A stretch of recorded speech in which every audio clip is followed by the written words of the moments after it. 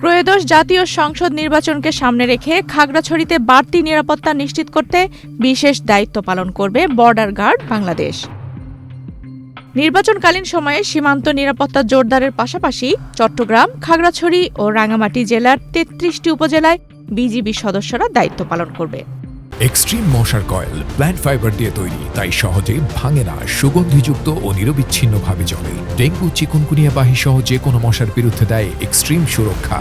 প্রয়োজন অনুযায়ী বিশেষায়িত K9 ডগ স্কোয়াড ও RCV মোতায়েন করা হবে। বৃহস্পতিবার সকালে বিজিবির চট্টগ্রাম দক্ষিণ পূর্ব রিজিয়নের গুইমারা সেক্টরের অধীন খেদাছড়া ব্যাটালিয়ন সদর দপ্তরে আয়োজিত এক সংবাদ সম্মেলনে এসব তথ্য জানান ব্যাটালিয়নের অধিনায়ক লেফটেন্যান্ট কর্নেল মোহাম্মদ শাহিনুল ইসলাম। তিনি জানান, গত ৩ মাসে চট্টগ্রাম রিজিয়নের বিভিন্ন অভিযানে প্রায় ৫.৫ কোটি টাকা মূল্যের চোরাচালানি পণ্য ও মাদক জব্দ করা হয়েছে। এসব অভিযানে ২ জনকে আটক করা হয়েছে।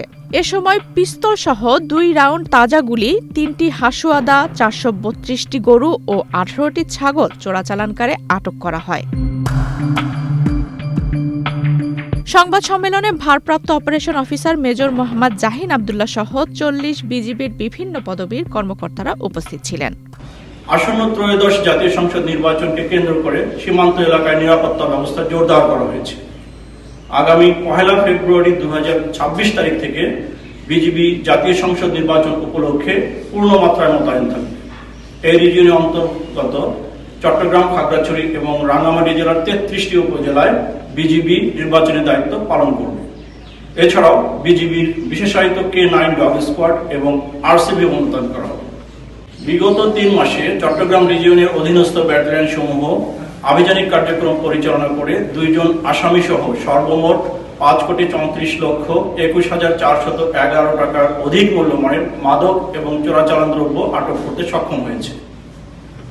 এছাড়াও চট্টগ্রাম রিজিয়নের দায়িত্বপূর্ণ এলাকায় সফল অভিযান পরিচালনা করে গত ২৬ ডিসেম্বর ২০২৫ তারিখে গুইমারা সেক্টরের অধীনস্থ খেদাছড়া ব্যাটালিয়ন ৪০ বিজিবি একটি ১২ বোর পিস্তল, ২ রাউন্ড তাজা অ্যামুনিশন ও ৩টি হাসুয়া আটক করেছে।